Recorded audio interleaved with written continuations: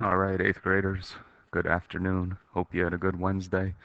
Let's go over some notes for multiplying and dividing scientific notation. So it'd be a continuation of what we did yesterday, where you added and subtracted.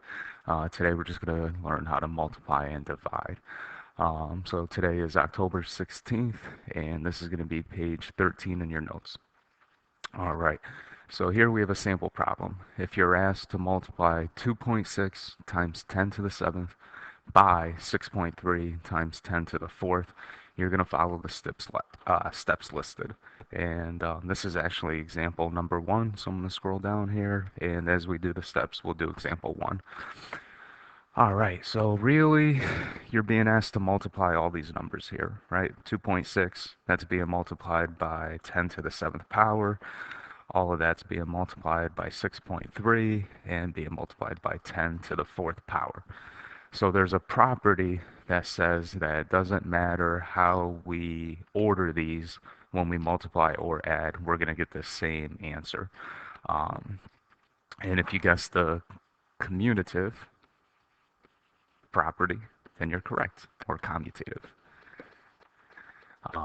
So what that allows us to do is we can move that number, we can move this number, we can move that number, we can move that number. But the way that we want to move these is that we want to group them so the decimals are together and the powers are together. Then there's a property that says we can group these, and no matter how we group them, we're going to get the same answer. And that's the associative property.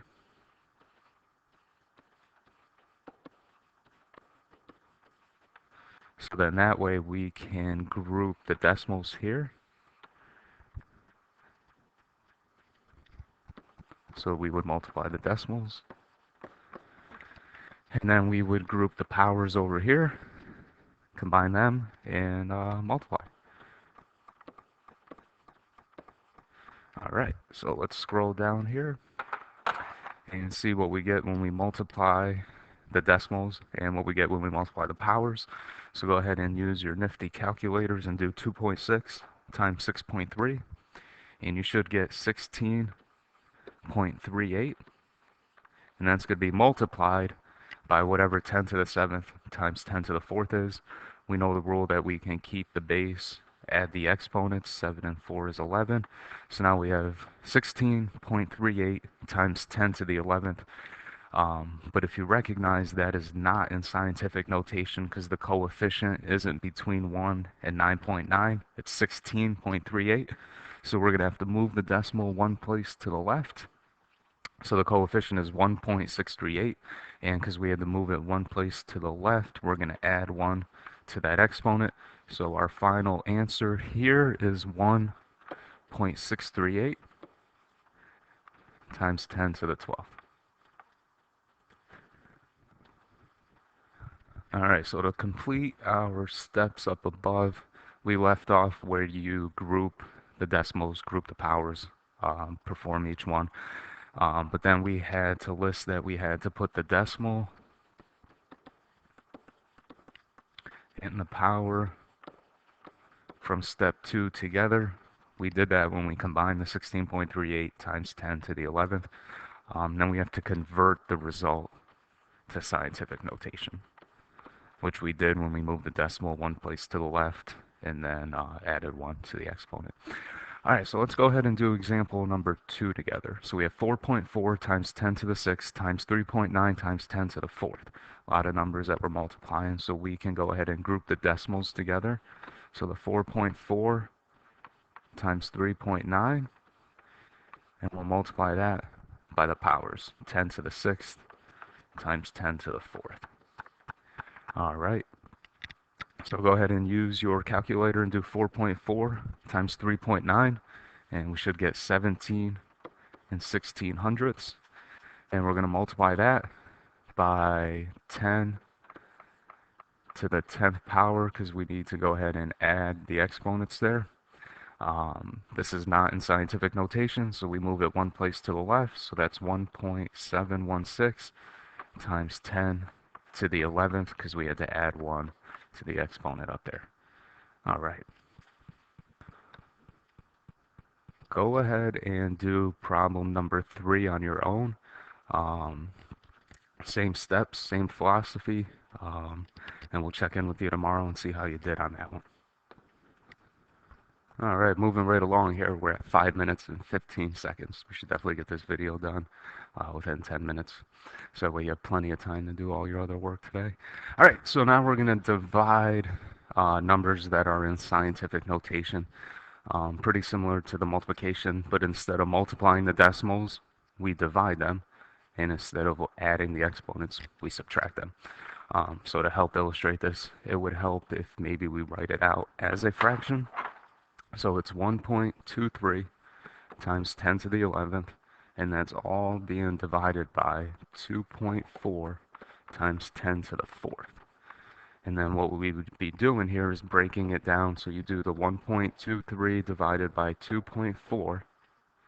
That answer gets multiplied by whatever 10 to the 11th divided by 10 to the 4th is. And this is actually example number 1 below. So I'm going to drag that and copy it below here. Oh, technology, you're amazing. All right. So these steps, we want to divide the decimals first,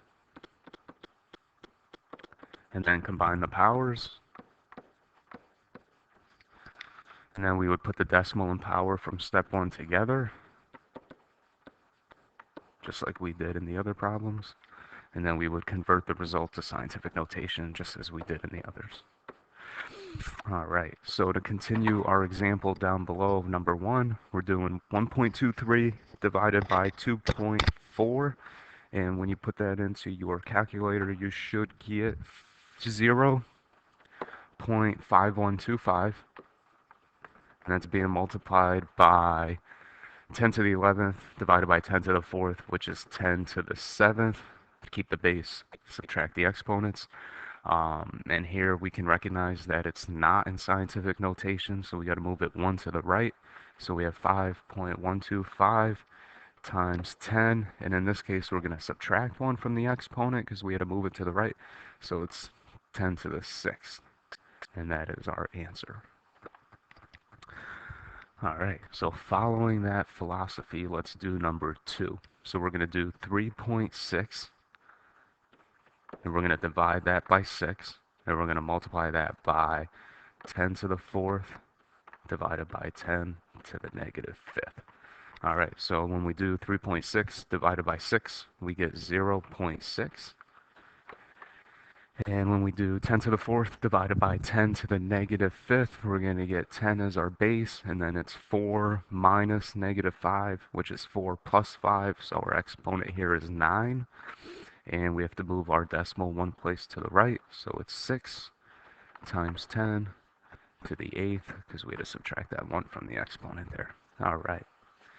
Go ahead and do example number 3 on your own.